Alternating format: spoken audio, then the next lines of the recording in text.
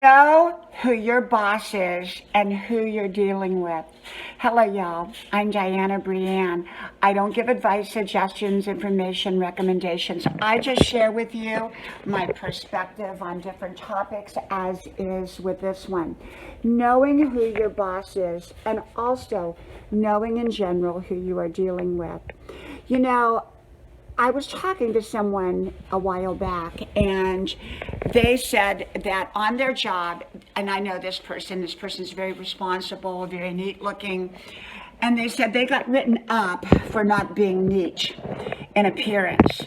Well, I kind of knew this job situation, and I knew the two bosses. Actually, there was two different bosses, and both had significant issues, in my opinion, and personal significant issues, let's put it that way, that could directly affect the quality of their work.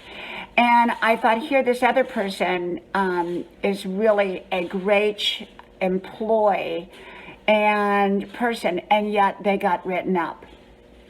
And so it really got me to thinking, it's not just the job that we take on or what we do, but it's also the people that we work with, whether it's a boss or coworkers.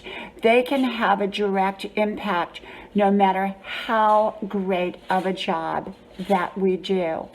There can be issues with other people that we have nothing to do with, and yet if they're having a bad day or a bad week or their personal life is a mess, that can affect every area of their job.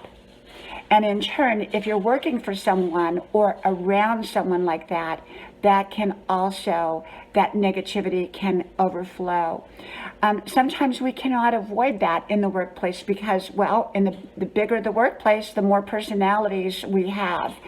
And often we don't know everyone's story when we meet them. You know, I remember Grandma saying, everyone has a story. Everyone has a story in life. And I truly, truly believe that. I was out on the running trail and I passed a woman who was also running. And I thought, that woman has a story. I don't know what it is. I have no clue what the story is. But that woman has a story. Because we all have a story. But for the most part, we never get to know other people's stories, or we get to know bits and pieces of the story, and we tend to gravitate towards what's important that could affect our relationship. So we often want to know that part of the story, and often we can even go through a long-term friendship or a relationship without knowing the whole story with another person, and sometimes that rest of the story doesn't matter. Sometimes we continue to find out things with people. And yet when I see somebody, even in passing, I realize everyone has a story, a present story and a past story and a future story. And so everyone has a story. And yet I wanted to come on here and primarily make this video about people who we work with, whether it's a boss or coworkers. They can affect our lives. And the thing is, for me, I've always believed in staying professional in the workplace. And a lot of people become too friendly in the workplace, and that can create a difficult dynamic, and especially if issues arise. And so knowing who your boss is and knowing how to stay professional and how to deal with a difficult, challenging boss, difficult work situation, difficult work environment, can take skill, can take time, and can be a learning experience in itself. And I've had bosses in my life that were not that easy to work with. I had one that used to go around and yell at people. It was a woman boss. And I actually had two of those in my life. And so, you know, I do well with people because I usually know how to deal with different kinds of personalities.